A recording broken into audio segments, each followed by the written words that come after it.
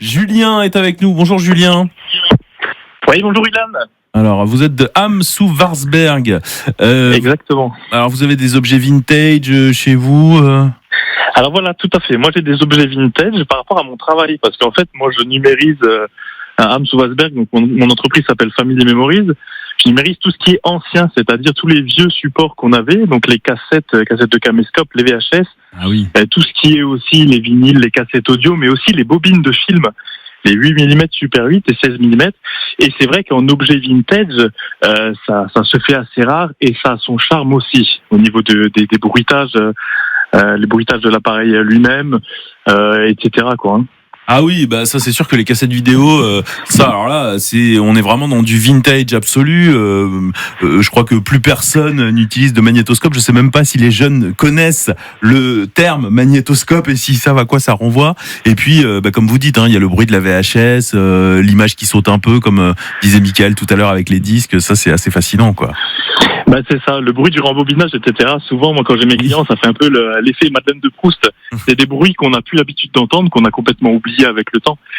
Et tout à l'heure, là, vous parliez là justement du fait qu'on n'ait plus les pochettes en main, etc. Le côté dématérialisé qui manque justement un petit peu aujourd'hui. C'est vrai qu'on était content à l'époque quand on achetait un film ou un CD ou un vinyle d'avoir la pochette, de regarder ça, etc. Et c'est pour ça que, comme on n'a plus rien, moi, j'ai décidé de faire une jolie petite clé USB en coffret en bois un peu vintage, justement, pour mettre les souvenirs de mes clients dessus, quoi. Ah, c'est génial. Oui. Mais c'est parfait, ça, parce que c'est vrai que ça manque ce côté de tenir l'objet, de pouvoir le regarder. Et alors, du coup, sur les clés USB, quand vous numérisez donc les VHS, les anciennes cassettes vidéo de souvenirs de famille des gens, sur la clé USB, il y a la qualité cassette vidéo, j'imagine. Exactement, la qualité est vraiment d'époque. Alors avec quelques moyens modernes, avec l'intelligence artificielle, on arrive nettement à améliorer les détails parce que c'est vrai que malheureusement, nos yeux aujourd'hui sont habitués à voir TF1, toutes les chaînes, etc. en Full HD 4K. Donc c'est sûr que ça pique un peu au début, quoi. Ouais. De se remettre dans une qualité d'époque, quoi. Mais tout ça pour dire aussi, c'est vrai que le vintage, il faut surtout pas jeter ces objets-là, ces vieux appareils ou les négliger, parce que moi, je m'amuse justement à faire tout ce qui est vide-grenier. En ce moment, là, c'est les périodes, pour trouver justement ces appareils. Et le problème qu'il y a, c'est que ça devient de plus en plus rare, voire où j'arrive même plus du tout à en trouver, parce que pour la bonne et simple raison, c'est qu'ils ont arrêté de fabriquer les magnétoscopes en 2016. Ça peut paraître assez récent en soi, mais le souci qu'il y a, c'est qu'à l'époque, quand le DVD est sorti, il y en a beaucoup qui ont jeté tout ça à la poubelle en disant c'est quoi ces vieilleries, dont les vinyles, dont les cassettes audio, etc.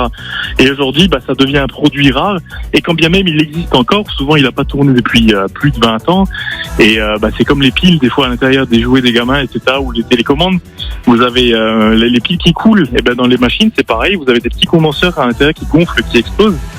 Et il y a la partie mécanique aussi, comme la voiture, la graisse qui n'a pas bougé depuis 20 ans, elle fige et forcément ça casse les engrenages. Donc c'est pour ça, faut pas les négliger, les faire tourner un petit peu de temps en temps.